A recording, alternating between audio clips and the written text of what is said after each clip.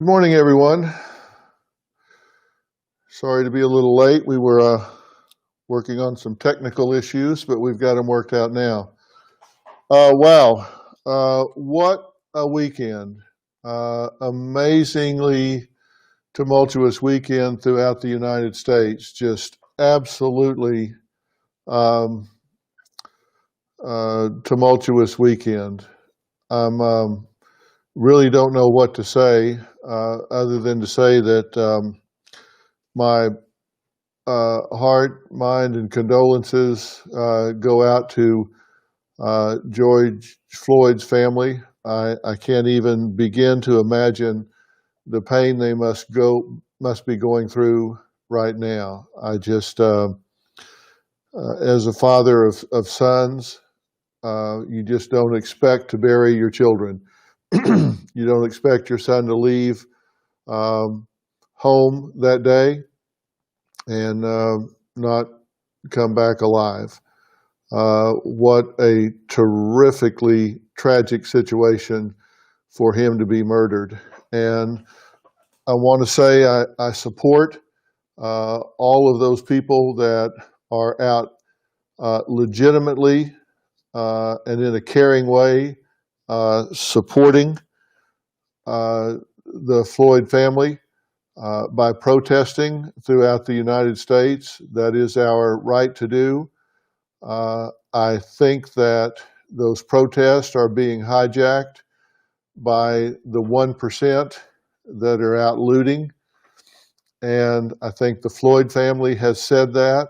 I think the leadership in the black community has said that. No one is endorsing what they are doing. And, you know, I was watching yesterday on every channel.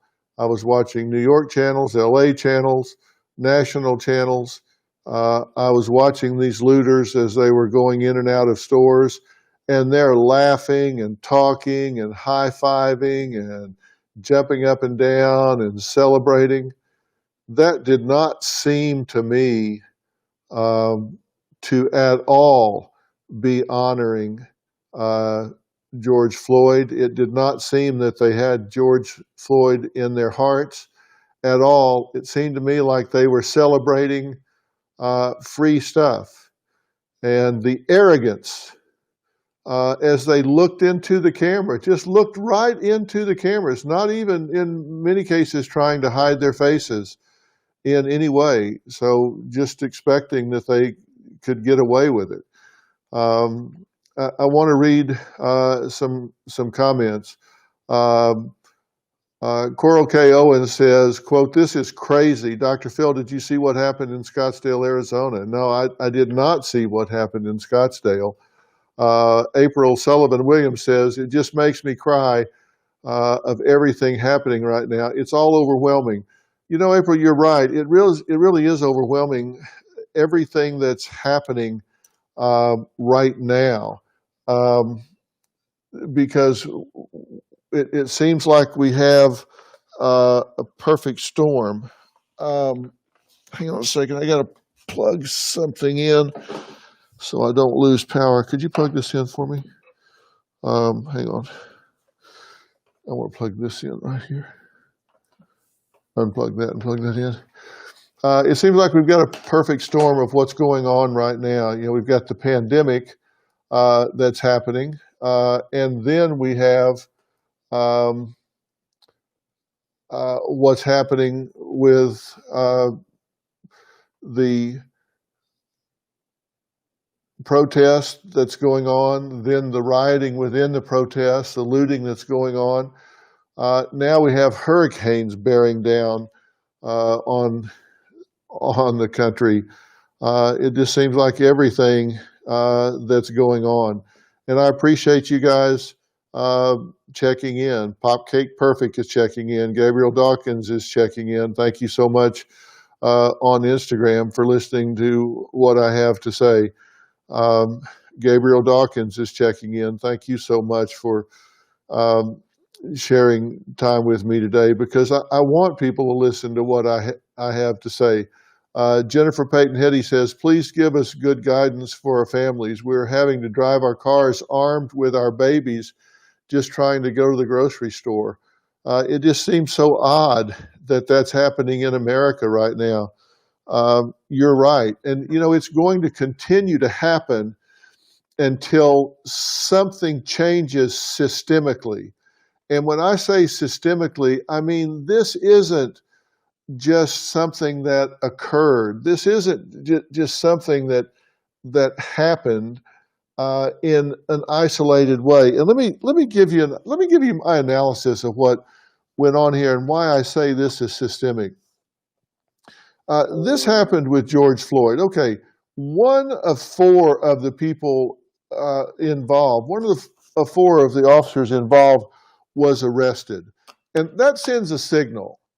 It sends a signal that, yes, all four of them were fired because in 2015 in Minneapolis, the chief there put in a mandate called sanctity of life. And here's what it said. It said, if you are an officer on the force and you see another officer doing something they should not be doing, you have a mandate to intervene. You have a mandate to intervene. Now, we all saw the one officer that kept kind of holding people back, and these people were there were two or three bystanders there with their cell phones, a man and a woman, that were saying, hey, look here, he can't breathe. You're killing him. They were being respectful. They were staying back. So it wasn't like they didn't know what was happening. It wasn't like someone hadn't noticed. There were four officers there put on notice, and nothing was being done. Now, this officer that had his neck on his knee on George's neck has had 18 complaints filed against him. Now, here's what happens in this particular department. Since 2012, there have been 2,600 complaints filed. Public records show that out of 2,600 complaints, 12 have resulted in discipline. And of those 12, the discipline, 8 of them had letters put in their file. One was suspended for 40 hours. 40 hours. That's what, 3-4 shifts? 5 8-hour shifts? I don't know. 19% of the population in Minneapolis is listed as African American, yet traffic stops, there are 9 times more African Americans stopped in traffic than Caucasians and others. So they're 20% of the population, but 9 times the traffic stops. That's what I mean by systemic. There's something going on there that you can't, you just can't ignore. And this has been going on for a long, long time. And until something happened to change that, then there's going to continue to be unrest. Natalie M. Anderson says, Dr. Phil, I'm so glad you're speaking out on this. I'm glad you're speaking out on this because I was hoping to hear from you as well. Please tell me what you think about all this and what it means for our country moving forward. Well, it means for our country moving forward that we can't be ADD about this. We can't have this happen until the next headline comes and move on, and then nothing really happens. Something needs to happen. And by something, I mean there has to be political change. There has to be dialogue between law enforcement. You all know that I'm a law enforcement supporter, and there are bad, there are bad people in law enforcement, just like there are bad people in every profession. I don't support the bad people in law enforcement. I think they should be drummed out of law enforcement. I think they should stay out of law enforcement. I think they should be prosecuted to the full extent of the law. They put a bad rap on all the good men and women in law enforcement. They should be drummed out and prosecuted.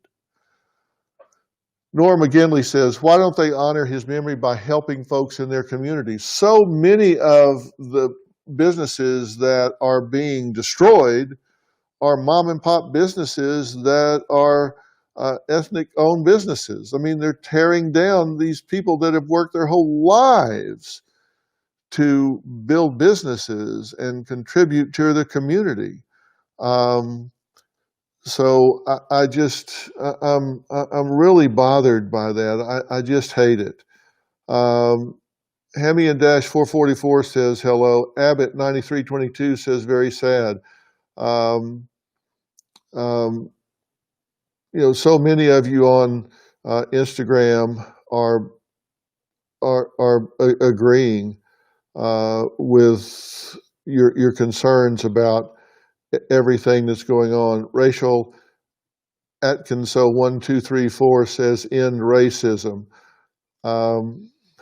It's um, I'm just looking at all you're saying here, and you're saying so many of the same things that we're feeling about this. It's so upsetting. Look, the looters are not reflecting the pain that's going on. They're using this tragedy to execute theft. It's just that simple. Tiffany Warren says we all need to vote and pray. Yeah, we really do. And right now, the focus is on Minneapolis, and that's a good place to start. It's interesting. In most places, these chokeholds are highly restricted. You just simply can't use them. And nowhere, nowhere that I can find, I'm sure somewhere it's probably silent about it, but nowhere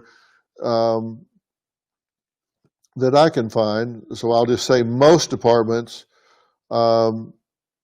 neck restriction is highly restricted, and putting your knee on someone's neck is just really unacceptable. And you know why?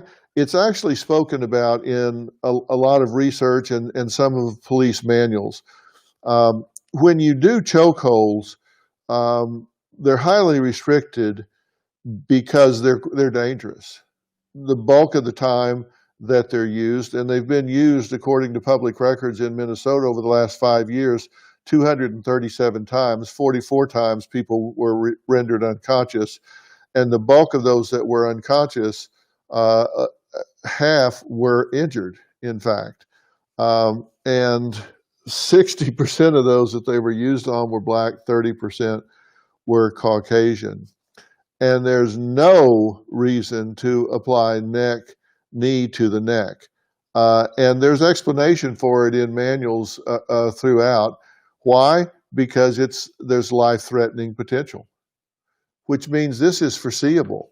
You are trained not to do this because it's life-threatening. And the reason that it is so dangerous is because it's easy to misinterpret someone struggling as resisting arrest when in fact they're struggling to breathe. That's just not acceptable. It's just not acceptable. I'm really sorry that this is something we're having to deal with. On Facebook, Amanda Perryman Regal says, I want to support the anti-racism movement, but I don't know what to do. Well, you are supporting it by saying what you just said. And you can support it by writing your congressman, writing your senator, writing your newspaper. You can report it by protesting. You can march, but do it in such a way that you remain within the confines of the law. If they declare something to be an illegal assembly, okay, that's not the time to become defiant.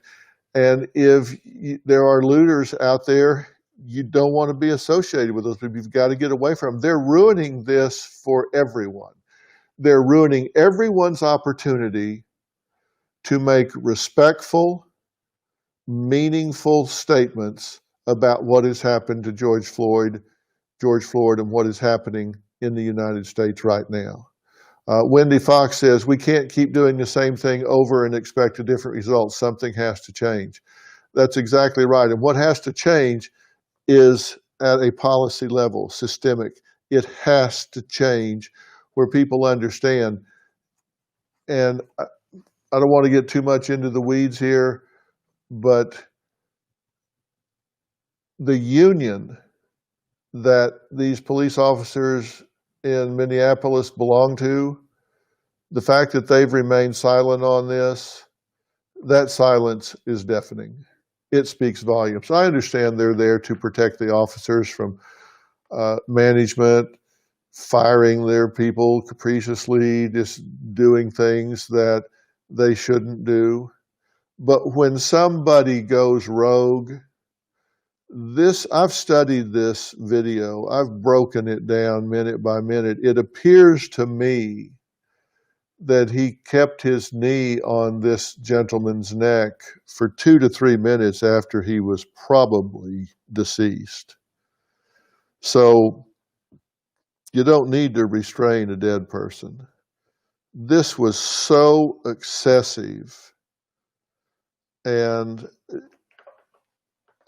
of course they're saying he passed a tried to pass a $20 counterfeit bill. How many of us have passed counterfeit bills and never knew it? That's the whole way that works, is counterfeit bills get into the system and people don't know it, and they just pass them throughout the system. $1 billion, I'm sure, goes back and forth. We never know it. Hell, I may have passed bills and don't know it. Galen Funk says, hey, Dr. Phil, thank you for addressing this problem with racism. I want to address it. There is implicit bias that goes on that we're just simply not aware of. I'm sure we're all caught up in it from time to time. The only thing we can do is seek to be aware, to heighten our awareness all the time. But the senseless looting is just not part of it. I think it cheapens this whole process, is an insult to the Floyd family, and they have said as much as well. I speak for them when I say that, I know.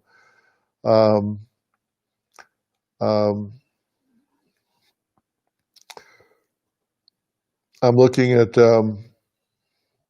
Instagram now.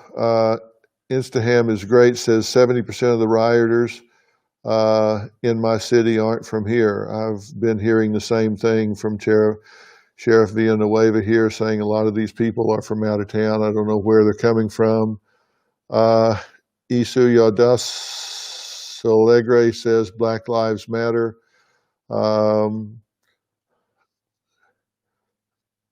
Us Gypsy Woman says everything is so sad.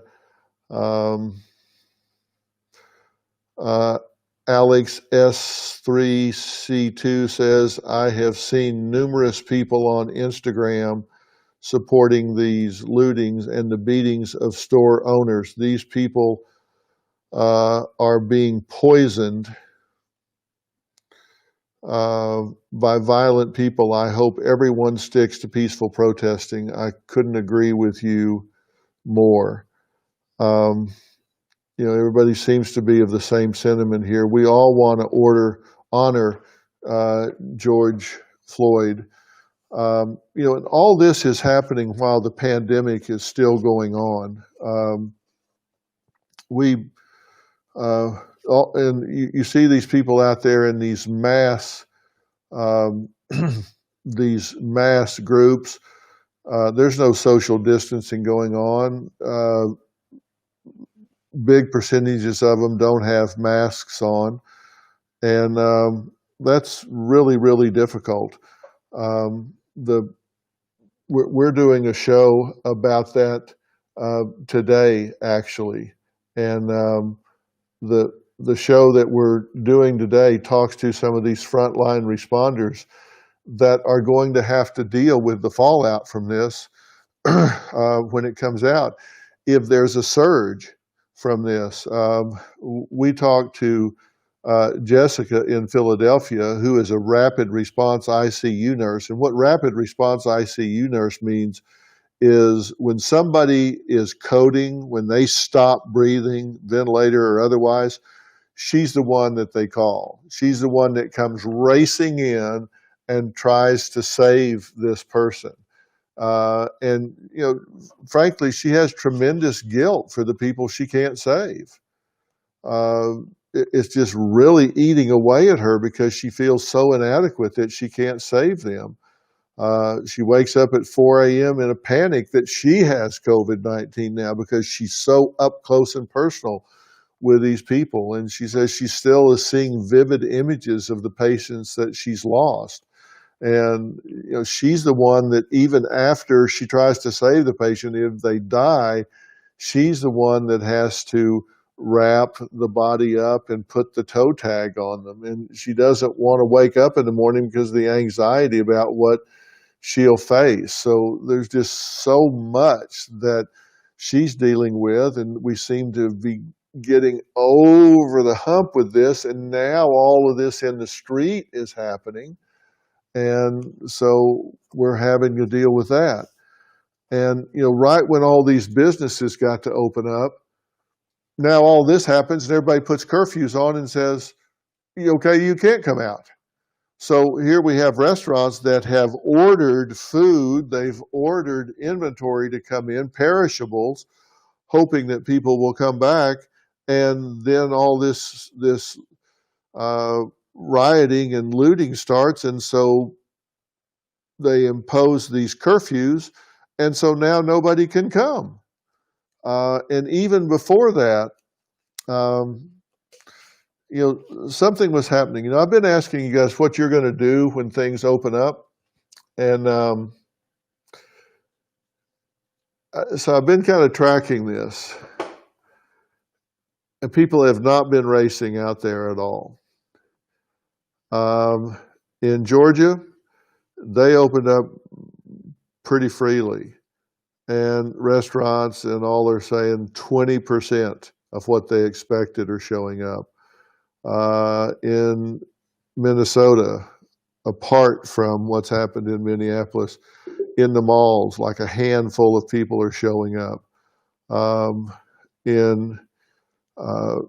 You go into the downtowns up and down the coast, very, very sparse. People are just not coming out. I'm going to tell you why.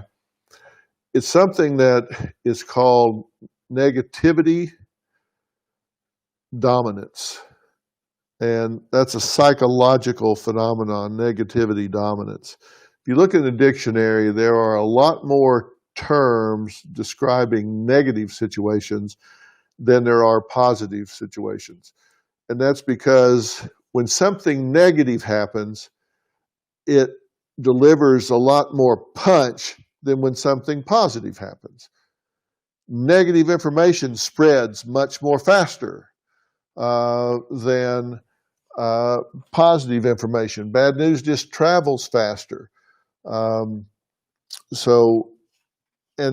listen, this is kind of an evolutionary thing. Pessimism actually kind of pays off. If you were kind of one of those people throughout history, all the way back to cavemen, who thought there was a snake under every rock, you tended to survive. If you didn't and you picked up a rock or you put your hand under a rock and got bit, you didn't survive. So people that expect the negative were very cautious and tended to survive. And those people who just said, hey, I think everything's going to be fine, and just led with their chin, they tend to get burned. And what happens right now is when things are a little unsettled about this pandemic, is it over? Is it not over? Are we past it? Are we not past it? They're being very, very cautious. So I think people are kind of tiptoeing out there right now. And now with what's happened around the country, are we going to have a big surge? People just really don't know. So we'll see. Susan Preston Norman says, thanks, Dr. Phil, for standing up for injustice. Thank you for saying that. I do want to stand up for injustice. George Floyd needs justice, and that justice is going to come through the courts. And I hope that we're going to get, I think we're going to get there. I want to read you something that I think is very moving. This is a little long, but I think it will maybe mean something to you. It's written by a good friend of mine. This is written by Tyler Perry. And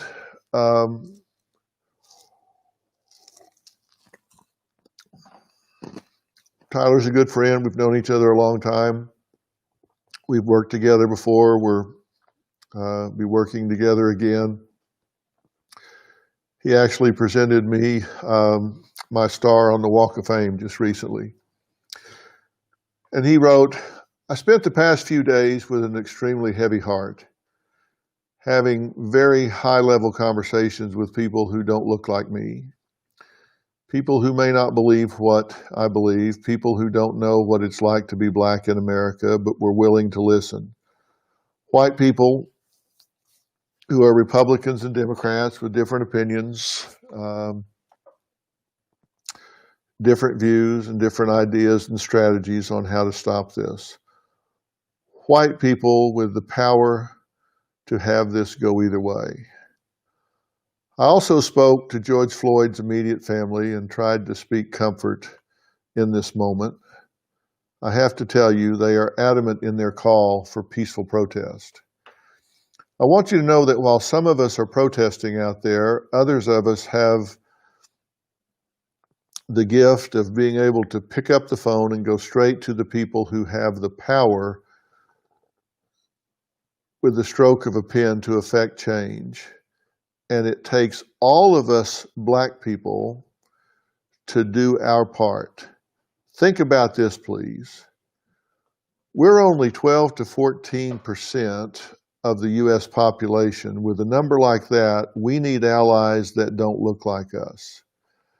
Allies who are not in the 12%, but want to be the number in the number that help us.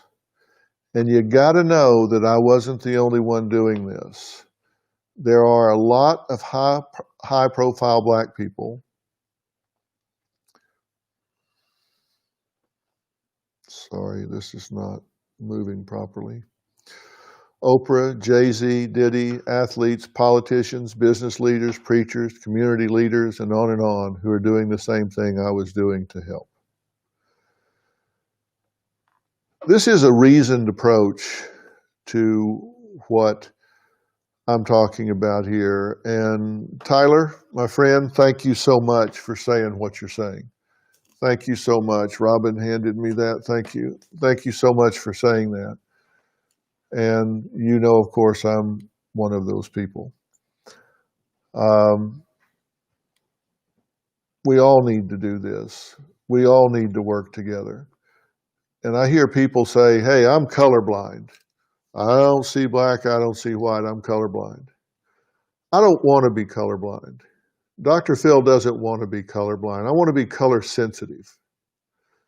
I want to be color sensitive. I want to recognize that if my friend Tyler puts on a hat and glasses where people don't know it's him and he walks into a store, they're likely to follow him around where they're not likely to follow me around.